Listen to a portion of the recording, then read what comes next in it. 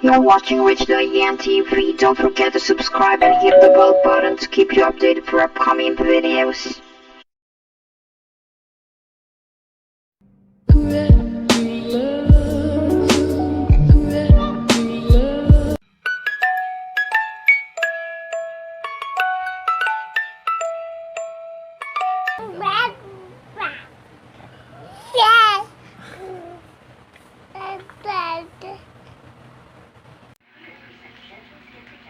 Hi guys! Welcome back to our channel.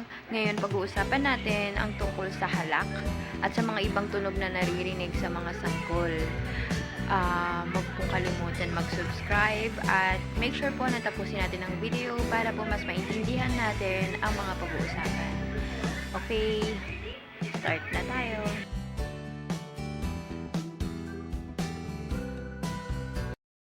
In this video, pag-uusapan natin ang tungkol sa pagbahing, sinok, hilik at halak sa bagong panganak na sanggol. Madaling mag-alala tungkol sa iba't ibang tunog na nagagawa ng mga babies natin, lalo na ngayong panahon ng pandemya. Laging tanong ng mga mommies, ipapacheck ko na ba si baby or... Pag-usapan muna natin ang tungkol sa bahing. Normal sa mga bagong panganak o less than 1 month old ang pagbahing dahil maliit pa ang ilong nila at hindi pa mature ang sinuses o daanan ng hangin. Minsan, binabahing lang din nila yung natitirang fluid sa loob pa ng sinapupunan ni mami. As long as hindi umuubo, hindi pa naitulo ang sipon, hindi nilalagnat at hindi mabilis ang paghinga, normal po ito. Tunog baboy sa ilong, pero walang sipon, normal din po ito. Lalo na sa mga 3 months old pababa, minsan mas matanda pa. Bakit? Sa ilong po kasi humihinga ang baby at napakaliit ng daanan ng hangin kaya ultimo ang turbulence ng hangin na pumapasok at lumalabas sa ilong ay nagkakatunog din. As long as hindi umuubo, hindi pa naitulo ang sipon, hindi nilalagnat at hindi mabilis ang paghinga, normal po ito. Sinok ang pagsinok. Kung mapapansin nyo, sinisinok din si baby habang nasa loob pa ng sinapupunan ninyo.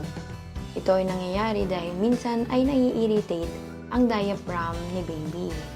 Yun yung muscle na nasa ibaba ng baga, nasa itaas ng tiyan.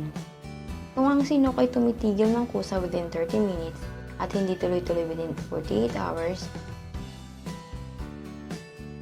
hindi nasamid si baby.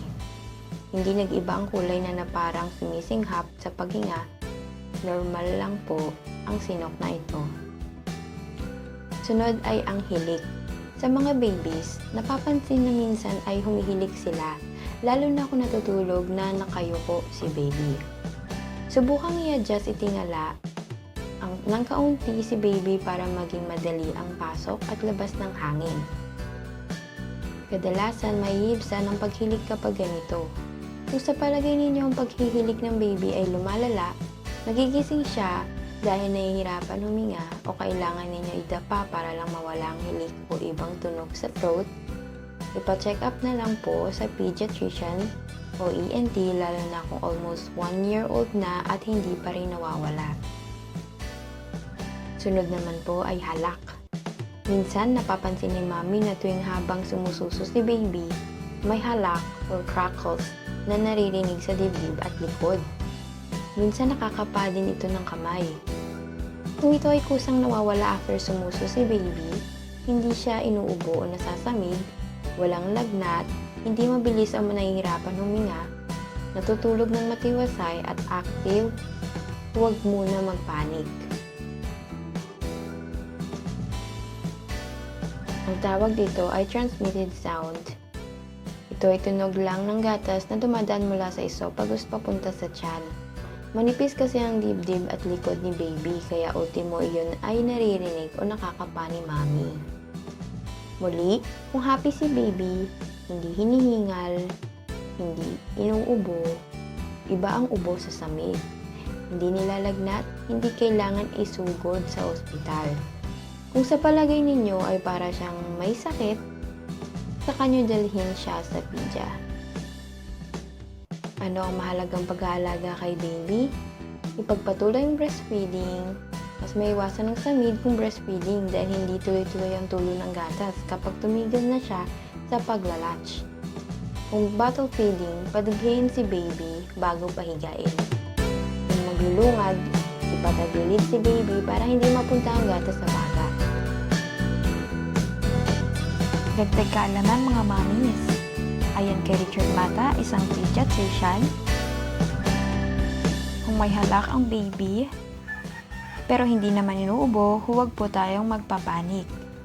Ang lungs natin ay matalino, kaya tayo umuubo dahil gusto ng lungs na may ilabas, either infection or bacteria. Kung may ingay yung dibdib pero di naman umuubo, hindi kailangan magpanik dahil yung halak ay hindi delikado. Karamihan sa halak ay dahil sa gatas, lalo na sa mga 1 month or 2 months old. Overfeed, maaaring kada iyak ng baby ay pinapadede ito para lang mapakalma. Napupuno na ang tiyan ng baby kaya ang tendency nito ay maaari siyang lumungad. Ilan sa mga maaaring labasan ng gatas kapag na-overfeed ay ang bibig. Kaya sila lumulungad or pwede ring mapunta sa ilong. Yun yung dahilan kaya minsan nahihirapan silang huminga. Ang pangatlo ay yung napupunta sa lungs. Yun ang naririnig nating tunog, gatas na napunta sa lungs. Kaya iwasang ma-overfeed ang baby. Ang baby ay walang ibang alam gawin kundi dumede. Minsan nabuboard din sila.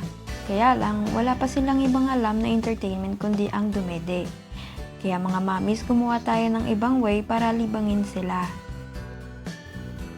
Kung alam naman natin na busog pa sila, huwag sila kaagad padidein. Karamihan kasi sa mga baby, sarap na sarap sa pagdede. Kaya kahit busog na sila, dede pa rin sila ng dede. Kaya ang tendency noon, sunusuka lang nila. Bale, dalawa ang enjoyment ng baby. Una, ang pagdede. Pangalawa ay ang pagsasayaw o paghele sa kanila. Sa mga sanggol na 1 or 2 months old, malabo pa ang paningin nila. Kaya hindi pa nila na-enjoy ang paligid. Ang pagpapadede ay 3 or 4 hours interval. Ipahinga muna sila bago bigyan ulit ng gatas. Pag nag 3 months ang baby, sabitan ng laruan ang crib nila kung saan makikita nila. Mapapansin nyo na hindi na sila masyadong humihingi ng dede dahil na-realize na niya na ang ganda pala ng mundo. Unti-unti na kasi silang nakakaaninag. At na-amaze na sila sa paligid nila. Kung maingay pa rin ang likod ng baby, maaari itong ipasuri sa doktor para mapatingnan, lalo na sa may mga ubo na pabalik-balik. Sa mga bata, ang test na ginagawa sa kanila para malaman kung may TB ay skin test. Karamihan, ang x-ray ay hindi nakikita ang TB sa bata. Mas madaling makita sa adult ang spot kumpara sa baby.